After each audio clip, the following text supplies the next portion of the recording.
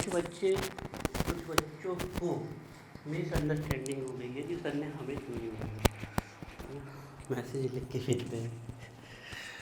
हमने फिर उनको समझाया, अभी हमने बैच स्टार्ट नहीं किया है भाई, मजबूरी है लॉकडाउन की वजह से, गवर्नमेंट ने परमिशन नहीं दी, हम कैसे बुला सकते हैं। हाँ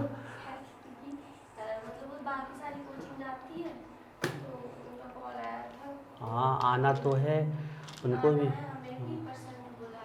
हाँ, ये बहुत बड़ी मिसअंडरस्टैंडिंग हो रही है बच्चों को। हमारे लिए सभी बच्चे बिल्कुल बराबर है, मतलब उसमें कोई छोटा बड़ा नहीं है, लेकिन किन्हीं को तो, किसी को तो बुलाना था ना। नहीं, मान लो आप लोग हमारे दिमाग में पहले आ गए, वो लोग नहीं आए। हम तो चाहते हैं गवर्नमेंट परमिट दे तो हम सबको पढ़ाएं।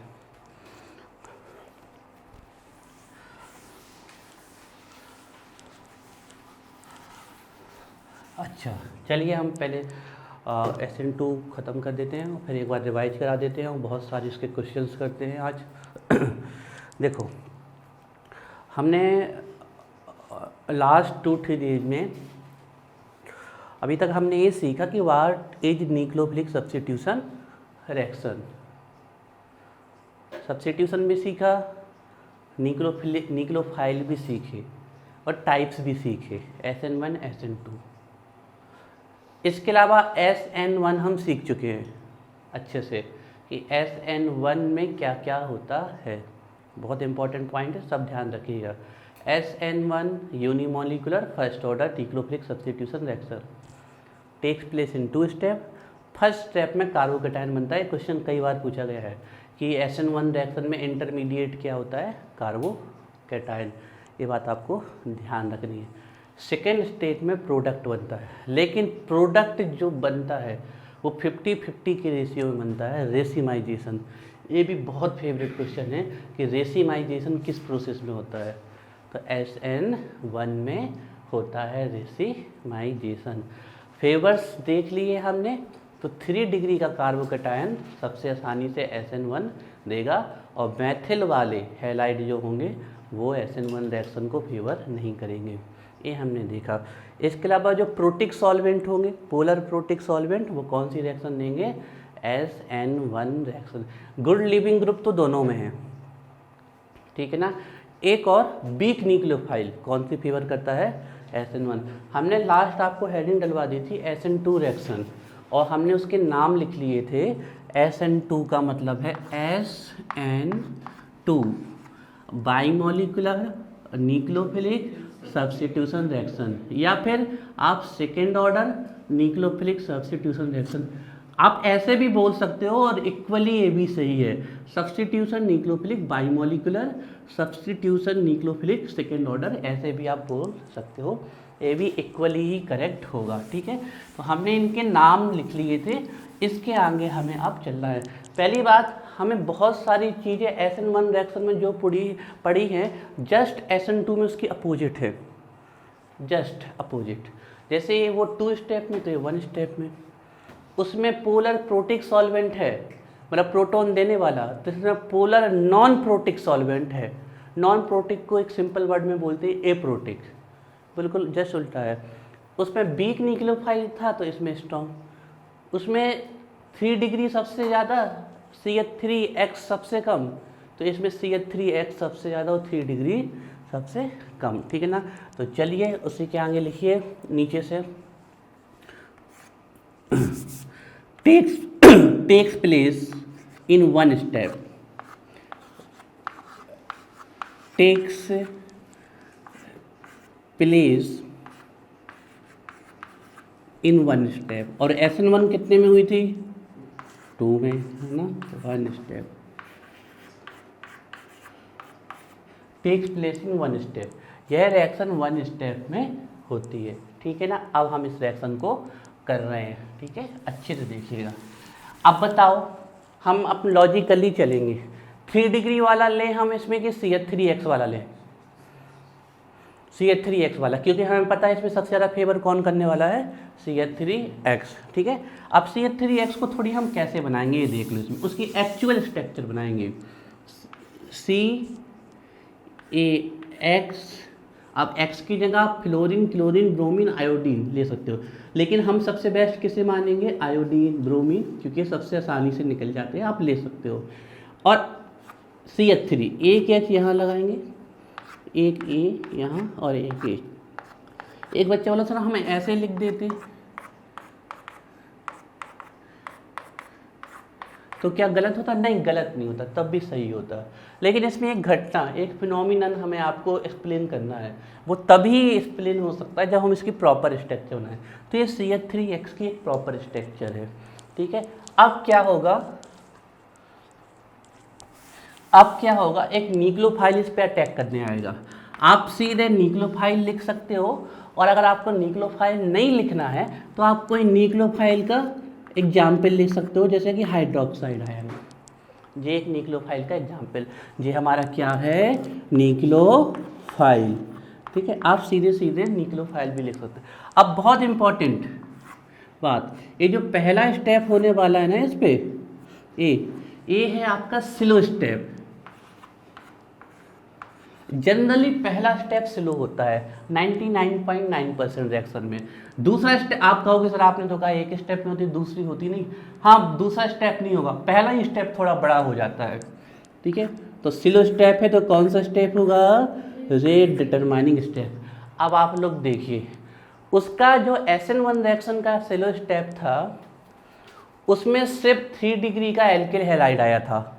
आप ध्यान से देख लीजिए, उसमें न्यूक्लियोफाइल नहीं आया था फर्स्ट स्टेप में, सिर्फ 3 डिग्री का एल्किल हैलाइड आया था, और उससे X निकाल दिया था, और क्या बना दिया था हमने? कार्बोकैटायन। लेकिन एक्सपेरिमेंटली ये देखा गया है कि SN2 रिएक्शन के पहले स्टेप में ही आपका एल्काइल हैलाइड आ जाता है, और साथ में ही क्या आ जाता है? न्यूक्लियोफाइल। स्वाति यहाँ समझो ध्यान से, SN1 रिएक्शन में सिर्फ कौन आया था? 3 डिग्री का एल्काइल हैलाइड। आप गौर से देख सकते हो आराम से, वहाँ न्यूक्लियोफाइल नहीं आया था पहले स्टेप में। तो पहले स्टेप में 3 डिग्री का एल्काइल हैलाइड आया था, और उससे X निकल गया था, तो क्या बना था? कार्बोकैटायन।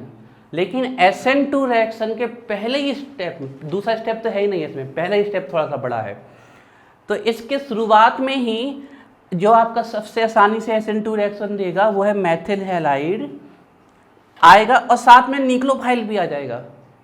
और ये स्टेप कैसा है? Slow rate determining step. तो आप देख लो, स्लो स्टेप में या रेट डिटरमाइनिंग स्टेप में कितने मॉलिक्यूल पार्टिसिपेट कर रहे हैं? 1 and 1, टोटल कितने हो गए? That's why it is called bimolecular nucleophilic substitution reaction. अब देखो ध्यान से, यहाँ क्या फिनोमिना होने वाला है। अब ये न्यूक्लियोफाइल आता है और यहाँ लिंक होने की कोशिश करेगा, तो वो पहले यहाँ H के पास आया, H ने कहा नहीं, यहाँ हम लिंक है, भगा दिया। फिर यहाँ आया, उसने कहा भागो, यहाँ हम लिंक है, यहाँ। तो इन तीनों ने अपनी जगह इसको नहीं दी निकालने के लिए। फिर इसने कहा ये वाला न्यूक्लियोफाइल वीक लग रहा है, इसको निकालेंगे हम और हम जुड़ेंगे। तो ये आया, तो ये भी जिद्दी था, बोला नहीं हम नहीं निकलेंगे। समझ रहे हैं घटना, ये कोई कहानी नहीं है, बहुत इंपॉर्टेंट फिनोमिना बता रहे हैं आपको हमें। तो यहाँ पर ये न्यूक्लियोफाइल आया, इस AX भी जिद्दी था, बोले हम कमज़ोर जरूर है लेकिन हम भी लास्ट तक लड़ेंगे, हम नहीं निकलेंगे। A भी नहीं निकल रहा था, और A भी जिद्दी, बोले चाहे जो भी हो जाए हम अगर स्ट्रांग हैं तो हम ही आके लिंक होंगे। अब एक ऐसी घटना होती है यहाँ पर कि निकलना नहीं चाहता और ये जुड़ना नहीं चाहता, एक फिनोमिना होने वाला है यहाँ पर। तो कुछ यहाँ पर बनेगा, देखते हैं वो क्या बनेगा। सबसे पहले यहाँ तो जगह नहीं है, ये निकलना नहीं चाहता और ये जुड़ना चाहता है। तो इसने क्या कहा, इसने एक रास्ता ढूंढा, बोले जहाँ से जगह है हम वहाँ से लिंक होते हैं। तो उसने देखा जगह कहाँ से मिल रही है, पीछे से। ये बहुत बड़ा फिनोमिना है, ध्यान रखना है इसमें। तो इसमें न्यूक्लियोफाइल कहाँ से लिंक होता है? बैक साइड से, क्योंकि यहाँ पर जगह नहीं है। अब ये आगे जाके आपको पता चलेगा इतना इम्पोर्टेंट क्यों है, क्योंकि आगे जाके आपको ये पता चल जाएगा कि CH3X सबसे आसानी से क्यों SN2 देता है और 3 डिग्री का एल्काइल हैलाइड क्यों नहीं देता है, वो आगे जाके आपको पता चलेगा। यहाँ और यहाँ ये OH क्यों लिंक नहीं हो पाया? रीजन यहाँ पर स्पेस में जगह नहीं है, यहाँ हिंड्रेंस है, ऑब्स्ट्रक्शन है, ऑब्स्टिकल्स हैं, रुकावट है यहाँ पर, और पीछे से स्पेस है, तो वो यहाँ से आके लिंक होने की कोशिश करेगा। अब देखो ध्यान से, इस सी, ये ऊपर आपका एच, ये यहाँ पर भी एच और यहाँ पर भी एच। अब ये लड़ाई इन दोनों के बीच में, क्योंकि कार्बन की वैलेंसी 5 तो हो नहीं सकती, कम रही उसके पास 4 है, तो 5 ही हो सकता। अब ये पीछे से आया ये OH, तो इसमें जुड़ने की कोशिश करेगा, जे इसमें जुड़ने की कोशिश कर रहा है, जुड़ा नहीं है, इसलिए हमने डॉटेड लाइन लिखाई है। जब ये जुड़ने की कोशिश कर रहा है OH, वो इसको धक्का दे रहा है, मतलब X को क्या कर रहा है, निकालने की कोशिश कर रहा है, जे घटना होती है यहाँ पर। इसमें ना तो OH अभी जुड़ा है, ना ही X से निकला है, ये अनस्टेबल स्टेट है, और इसी को बोलते हैं, very very important, transition state. Transition state. अब आपसे पूछ लिया जाता है कि इंटरमीडिएट ट्रांजिशन स्टेट किस रिएक्शन में बनती है, तो वो किसे बनती है, SN2 में। और पूछ लिया जाता है कि इंटरमीडिएट कार्बोकेटाइन किस में बनता है, ये बहुत इंपॉर्टेंट है, ये ध्यान रखना। इसमें इंटरमीडिएट के फॉर्म में ट्रांजिशन स्टेट बनती है, ये अनस्टेबल स्टेट है। ये यहाँ से क्यों लिंक हुआ, पूरा प्रॉपर पता होना चाहिए, क्योंकि इसको स्पेस चाहिए, तो यहाँ पर स्पेस है नहीं। ये जुड़ने की कोशिश कर रहा है और इसको निकालने की कोशिश कर रहा है, तो एक बीच की स्टेट बन जाएगी ट्रांजिशन स्टेट। फाइनली क्या होगा, क्योंकि ये ताकतवर है, तो ये इसको निकाल देगा, इसको निकाल देगा, तो ACH, AH, और यहाँ पर पीछे साइड से क्या लिंक हो गया, OH, सही से लिखना OH, H मत लिख देना, OH। अब ये देखो आप अगर इसमें OH आगे से लगा देते हो तो रिएक्शन गलत हो जाती, क्योंकि क्लियरली है वो कहाँ से लिंक हुआ है, पीछे से। ये भी अब ये छोटी छोटी बातें बच्चे कह रहे तो स्ट्रक्चर है, अरे रिएक्शंस में बात अलग होती है, प्रॉपर मैकेनिज्म है, इसमें पीछे से ही लिंक करना पड़ेगा, क्योंकि आगे से उसको जगह नहीं मिली। तो एक बच्चा ने अगर OH यहाँ से लिंक कर दिया तो वो गलत हो जाने वाला है, प्रॉपर बैक साइड से ही यहाँ पर OH हमें लगाना पड़ेगा। अब देखो बहुत इंपॉर्टेंट बात, यहाँ जो रिएक्टेंट था और वहाँ वो प्रोडक्ट था, इन दोनों में एक चीज़ हमें जस्ट दिख रही है कि दोनों की स्ट्रक्चर जस्ट अपोजिट है। इसमें जो मेन ग्रुप था वो राइट हैंड साइड था, उसमें जो मेन ग्रुप है OH वो किस साइड है, बैक साइड है, आपके लेफ्ट हैंड साइड है। तो इसको बोलते हैं इन्वर्जन, उल्टा हो जाना, इन्वर्ट हो जाना, है ना। कोई चीज़ ऐसी है वो ऐसी हो गई, जस्ट इन्वर्ट हो गई, उल्टी हो गई, आपकी बात समझ में आ रही है।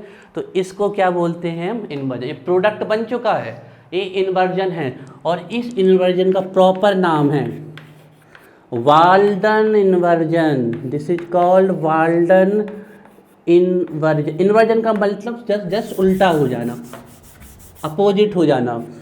This is a Walden inversion. Walden inversion. अब आप लोग देखो वहाँ प्रोडक्ट में क्या होता था, बोलो जल्दी, रेसिमाइजेशन।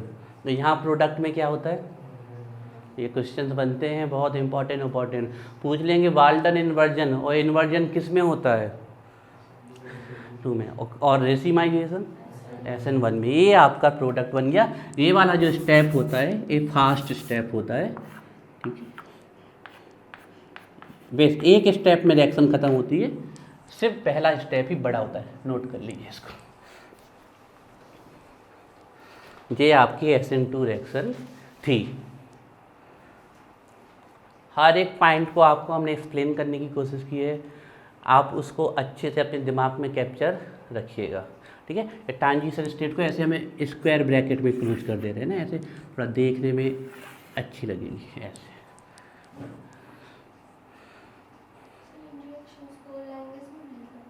नहीं, इसमें कोई लैंग्वेज नहीं, वो मैं ये तो आप मैकेनिज्म पढ़ रहे हो, मैकेनिज्म में तो आप वैसे ही लैंग्वेज लिखते आ रहे हो सब कुछ। अब यहाँ पर ये सब कुछ बोलने की जरूरत नहीं है, तो सब दिखता है लैंग्वेज में वो सब जो बता रहे हैं, है ना।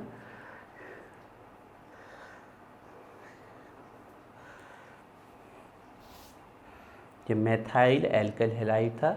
आप OH नेगेटिव भी ले सकते हो, इसमें नहीं परेशान होना है। आप निक्लोफाइल, ये नहीं कि आप परेशान होते रहो कि सर ने OH लिखा था, हम निक्लोफाइल लिख दो, कोई दिक्कत नहीं है।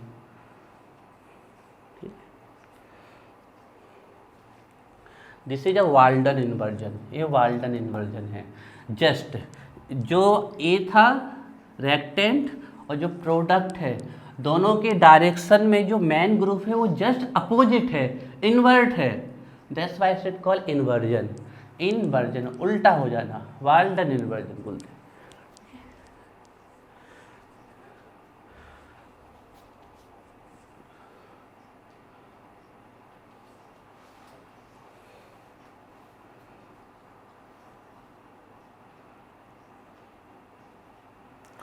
अब हमने उसमें एक लैंग्वेज लिखी थी फ्रॉम फर्स्ट स्टेप, क्योंकि उसमें 2 स्टेप थे।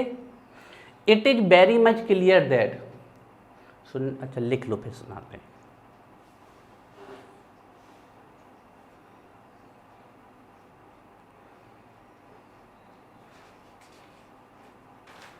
ये अनस्टेबल स्टेट होती है ना, अनस्टेबल ट्रांजिशन। वहाँ भी जो इंटरमीडिएट स्टेट कार्बोकेटायन थी वो अनस्टेबल थी, यहाँ भी जो इंटरमीडिएट स्टेट है ट्रांजिशन स्टेट, ये भी अनस्टेबल, क्योंकि यहाँ प्रोडक्ट नहीं बना, प्रोडक्ट यहाँ जाके बना है। ठीक है, अच्छे से इसको पढ़ना है आपको। लिख गया? अब सुनो, हाँ एक्स निकालना पड़ेगा ना, ये तो हमारी फॉल्ट है, ये तो हमारी फॉल्ट है। एक्स निकालना पड़ेगा ना, एक्स नेगेटिव निकालना पड़ेगा। ये ऐसे बिल्कुल एक्टिव रहो तुम लोग, उसका कि जैसे एक्स निकालना पड़ेगा। एक्स कहाँ जाएगा बेचारा, घूम रहा है। अब आप लोग देखिए, बिल्कुल प्रोसेस वही लेके चल रहे हैं हमने जब SN1 रिएक्शन लिखवाई थी तो हमने लिखा था from first step it is very much clear that the reactivity of SN1 reaction only alkyl halide. कौन सा एल्किल हैलाइड था वो? 3 डिग्री 1 मॉलिक्यूल पे डिपेंड कर रही थी। आप लोग देख लो लैंग्वेज, हम आपके सामने बोल रहे हैं, आप लोग देखो उसमें क्या लिखा हुआ है। From first step it is very much clear that the rate of SN1 reaction depends only upon 1 molecule. वो 1 मॉलिक्यूल कौन सा? 3 डिग्री का alkyl halide, that's why it is called SN1 reaction. अब इसमें हम लिखेंगे, इसमें फर्स्ट ही स्टेप है, सेकंड तो है नहीं, तो हम लिखेंगे from above reaction it is very much clear that the rate of the reaction depends upon 2 molecule. 1 is alkyl halide, second is nucleophile. 2 molecule मतलब ऑर्डर कितनी आ गई इसकी? 2। तो इसको हम क्या बोलेंगे? SN2 reaction. बिल्कुल सेम लैंग्वेज है। उसमें अगर 1 मॉलिक्यूल की जगह आप 2 बस लिख दो तो ये बन जानी। बस ये था कि उसमें फर्स्ट स्टेप लिखा था, क्योंकि 2 थे, इसमें कोई 2 है ही नहीं, तो हम लिख देंगे फ्रॉम अबव रिएक्शन। चले आगे, क्लियर है? तो लिखिए इसके नीचे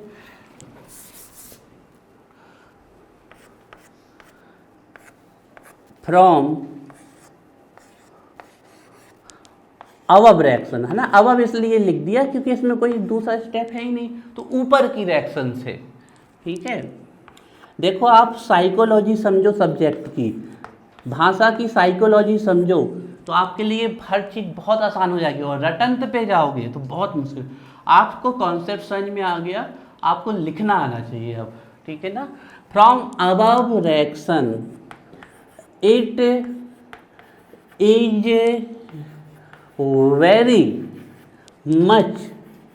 वेरी मच बहुत ज़्यादा, it is very much clear that the reactivity भी लिख सकते हो, द रेट भी लिख सकते हो, ध्यान रखना। जो आपको the rate of reaction, the reactivity of reaction, जो आपको अच्छा लगे। The reactivity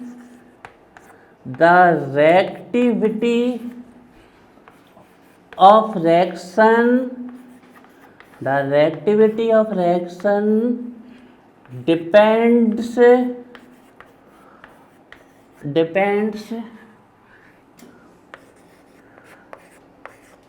upon two molecule, TWO वाला टू लिखना, TO वाला टू नहीं, टू मतलब दो, टू मॉलिक्यूल्स, दैट्स वाई, यही कारण है, that's why it is called, क्या, SN2 reaction.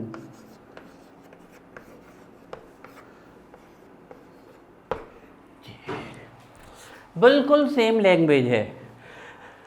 From above reaction it is very much clear that, यह बहुत ज़्यादा क्लियर है, द रिएक्टिविटी और द रेट जो आप लिखना चाहे of reaction depends upon two molecule.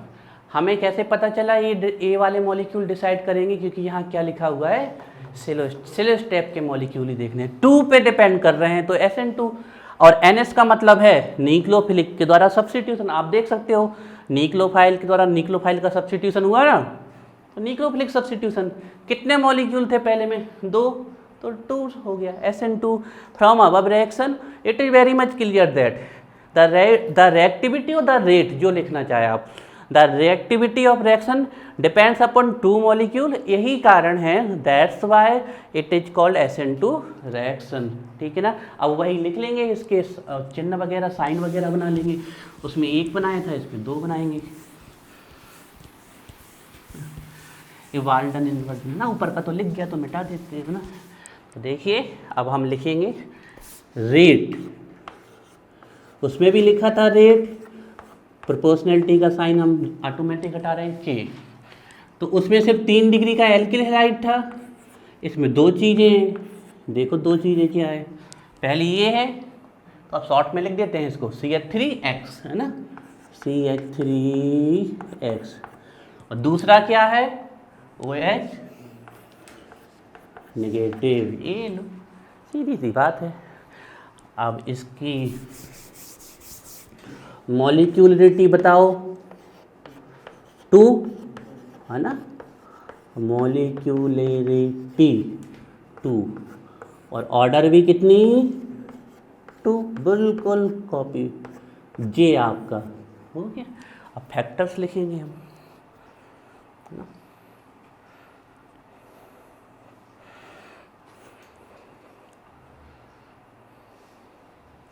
Science clear हो रहा है? अच्छे से तैयार करना है इसको, सुबह टहल टहल के पढ़ना है अच्छे से, मतलब पूरा जुनून के साथ पढ़ो या मत पढ़ो फिर। हाँ, ऐसे पढ़ो कि 12वीं के बाद सीधे तुम जॉब में जाओ, कोई भी जॉब निकले, तो फिर जॉब करते करते पढ़ाई करो। इस उम्र में जब जॉब लग जाएगी तो जॉब करने का अलग मजा आएगा। कॉलेज भी जाओ, जॉब भी करो। जो गवर्नमेंट जॉब में होता है उसको फैसिलिटी मिलती है कि वो कॉलेज भी कर सकता है, अपने अलग तरीके से ड्यूटी भी कर सकता है। सब जो काबिल है उसके लिए पूरी दुनिया खड़ी है कॉम्प्रोमाइज़ करने के लिए।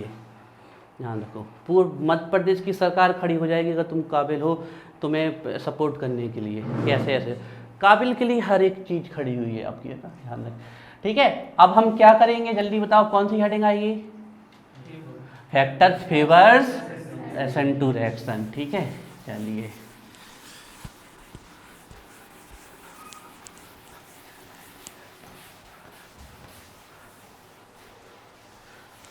चलो, तो हेडिंग बनाओ, factors favour SN2 reaction.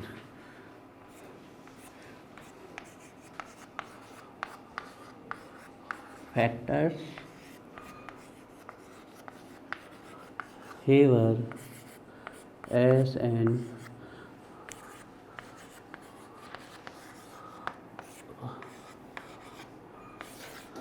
Reaction. ठीक है, अब हम चलते हैं। रटंत विद्या से तो हमें पता है कि जस्ट उल्टा लिख देना है, उसमें 3 डिग्री फिर 2 डिग्री फिर 1 फिर CH3X, इसमें उल्टा हो जाएगा। सबसे पहले CH3X, फिर आपका 1 डिग्री, फिर 2 डिग्री और फिर 3 डिग्री। लेकिन ऐसा होता क्यों है ये तो समझे हम, है ना। तो पहला फैक्टर्स देखिए, हम पहला फैक्टर्स लिखेंगे लेकिन पहले समझ लीजिए, ठीक है। पहला फैक्टर लिखेंगे लेकिन समझ लीजिए। ए है CH3X, ठीक है जी, यहाँ पर कोई डिग्री नहीं। जे देखिए C, और यहाँ पर इसकी एक डिग्री बना दी, और ये H और ये H और ये X, चाहे वैसे ही लिख दो एक ऐसे।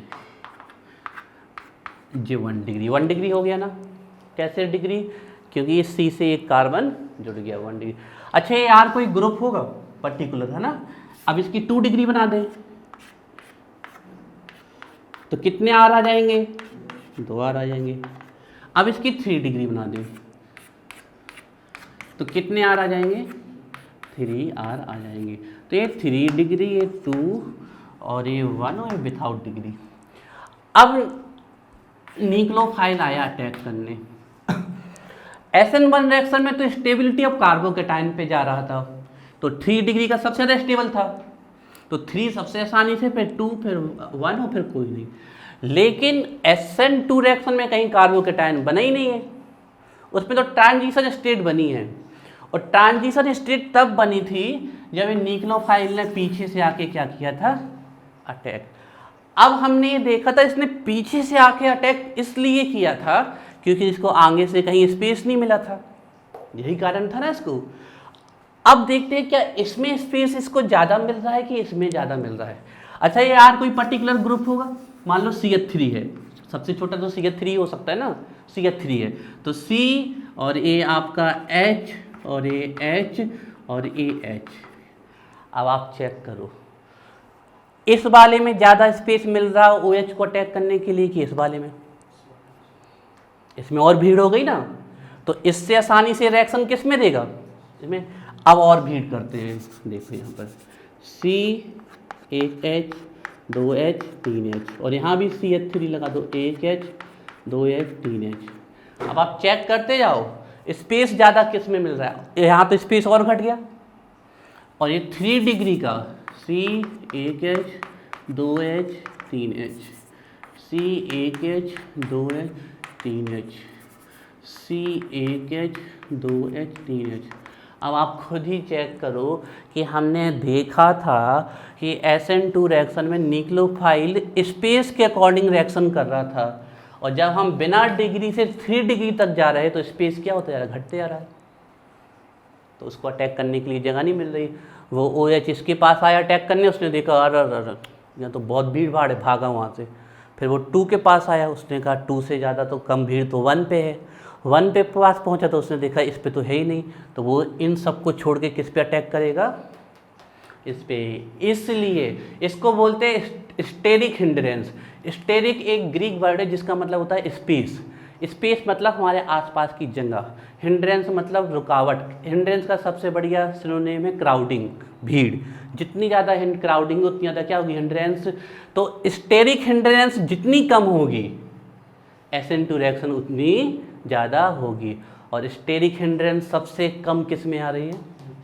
ये ध्यान रखना है।